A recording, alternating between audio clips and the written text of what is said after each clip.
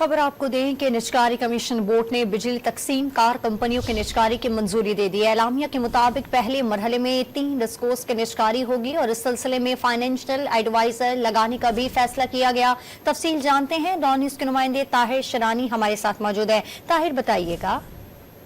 देखिए, वफाकी वज़ीर निजकारी अब्दुल अलीम खान की ज़ेर सदारत निजकारी कमीशन बोर्ड का इजलास हुआ, जिसमें पहले मरहले में 3 बिजली तकसीमकार कंपनियों की निजकारी की मंजूरी दी गई है। निजकारी बोर्ड का डिस्कोस की निजकारी फाइनेंशियल एडवाइजर लगाने का फैसला भी किया गया है।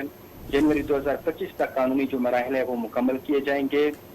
जो तमाम 10 सरकारी बिजली तकसीमकार कंपनियां हैं वो निजकारी फहरिस्त में शामिल हैं और पहले मरहले में जो 3 निजकारी के लिए पेश की गई हैं कंपनियां, उनकी मंजूरी दे दी गई है। ताहम जो हतमी मंजूरी है वो काबीना कमेटी बराए निजकारी से ली जाएगी और उसके बाद इसकी वफाकी काबीना मंजूरी देगी।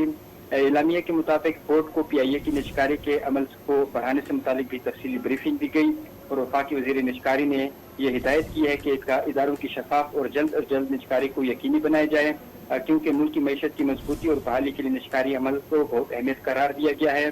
वफाकी वज़ीर निजकारी ने कहा कि निजी शोबे को मुंतकिल होने वाले इदारों को मुनाफाबख्श बनाने के मजबूत इम्कानात मौजूद हैं। एलामिया के मुताबिक बोर्ड मेंबरान ने मुख्तलिफ मामलात पर इजहार राय और मजमूई तौर पर इजहार इत्मीनान किया है और वफाकी वज़ीर निजकारी ने यह भी हिदायत की कि निजकारी के तमाम अहदाफ पर वक्त हासिल किए जाए। तफसील हमें अपडेट करे थे ताहिर शरानी, आपका बहुत शुक्रिया।